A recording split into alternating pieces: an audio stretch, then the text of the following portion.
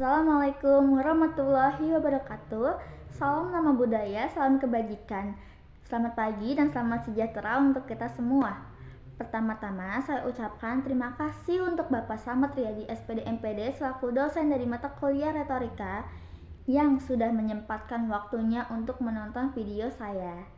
Sebelumnya, perkenalkan nama saya Farah Azahra Nur Laila Sari dengan NPM akhir yaitu 109. Nah, di sini saya akan membahas terkait sebuah berita yang baru-baru saja sempat viral di akhir pekan ini, yaitu terkait tentang bantuan pemerintah untuk para judi online serta dampak sosial dan ekonominya. Saudara-saudari sekalian, coba Anda bayangkan jika pada sebuah dunia di mana para pemerintah seharusnya tidak hanya menutup matanya terhadap praktik ilegal, tetapi mereka malah memberikan sebuah bantuan kepada pelaku utamanya. Hal itulah yang terjadi dengan fenomena judi online di Indonesia saat ini.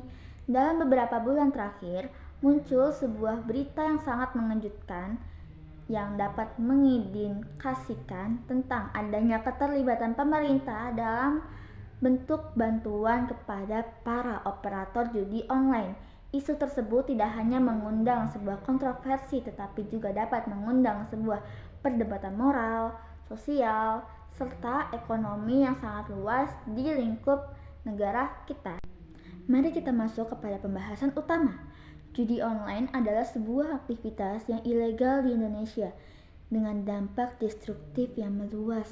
Bagaimana mungkin para pemerintah yang seharusnya menjadi sebuah pelindung untuk rakyatnya namun malah tampak memberikan sebuah bantuan kepada aktivitas yang sangat terlarang ini. Nah, sebelumnya, pertama-tama yang kita harus pahami terlebih dahulu adalah penyebab judi online yang dapat menyebar dengan cepat. Kemudahan dari akses serta janji keuntungan instan. Hal ini sangat menarik bagi banyak orang, terutama untuk mereka yang sedang mencari pelarian dari masalah ekonominya. Namun, yang sering terjadi adalah sebaliknya, mereka malah terperosok lebih dalam ke dalam lingkaran hutang dan kecanduan. Berita mengenai sebuah bantuan pemerintah terhadap para judi online dapat diinterpretasikan dalam beberapa cara. Ada yang mengatakan bahwa ini adalah bentuk korupsi yang terang-terangan di mana para pejabat dapat menggunakan kekuasaan mereka untuk sebuah keuntungan pribadi. Ada juga yang berpendapat bahwa pemerintah mungkin sedang berusaha mengendalikan dan memantau aktivitas ini dengan lebih baik dari dalam. Namun, alasan apapun tersebut tidak dapat membenarkan tindakan yang sangat merusak moral dan etika para masyarakat. Selanjutnya adalah manfaat dan tantangan dalam pengawasan serta pengendalian judi online. Pengawasan dan pengendalian judi online tersebut dapat memberikan beberapa manfaat penting, terutama dalam hal penegakan hukum serta perlindungan masyarakat.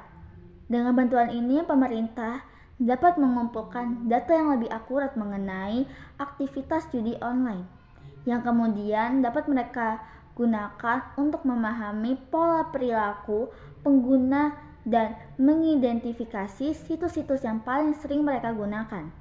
Informasi yang lebih baik ini memungkinkan para aparat penegak hukum untuk lebih mudah menargetkan dan menindak situs judi online yang ilegal, serta dapat membantu dalam menutup jaringan yang mendukung aktivitas tersebut. Pengawasan yang ketat juga dapat melindungi para masyarakat dari sebuah penipuan dan praktik judi yang sangat merugikan ini, sehingga dampak negatif dari judi online tersebut dapat diminimalisir. Tetapi, ada sebuah tantangan signifikan yang harus dihadapi.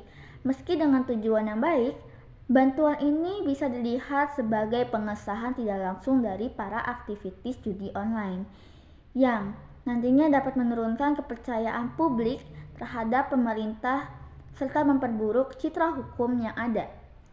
Masyarakat mungkin mempertanyakan, motivasi apa dari pemerintah di balik bantuan ini? Apakah ada kepentingan tertentu yang mendorong keterlibatan pemerintah dalam pengawasan judi online? Selain itu, penting untuk kita mempertanyakan siapa yang benar-benar diuntungkan dari bantuan ini. Apakah masyarakat umum atau para pihak-pihak tertentu yang mendapatkan keuntungan lebih besar. Nah, judi online ini juga memiliki sebuah potensi untuk menimbulkan dampak sosial serta ekonomi yang sangat besar, seperti kecanduan, kerugian, finansial, dan masalah keluarga. Pemerintah juga perlu memastikan masyarakat terlindungi dari dampak-dampak ini.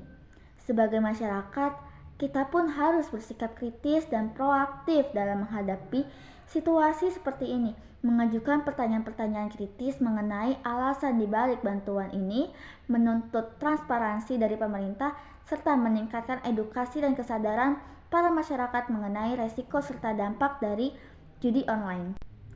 Saudara-saudara, dalam menghadapi isu yang kompleks ini, kita harus terus berdiri teguh pada sebuah prinsip moral serta etika. Pemerintah seharusnya bertindak sebagai sebuah pelindung dan pengawasan, bukan kolaborator dalam aktivitas yang merusak kita.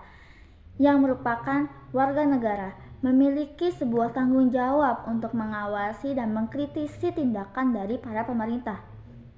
Mari kita suarakan ketidakpuasan kita terhadap praktik ini serta mendorong para pemerintah untuk mengambil tindakan yang lebih tegas dan transparan dalam memberantas judi online. Dengan kerjasama dan komitmen, kita bisa menciptakan sebuah lingkungan yang lebih sehat dan aman bagi generasi mendatang.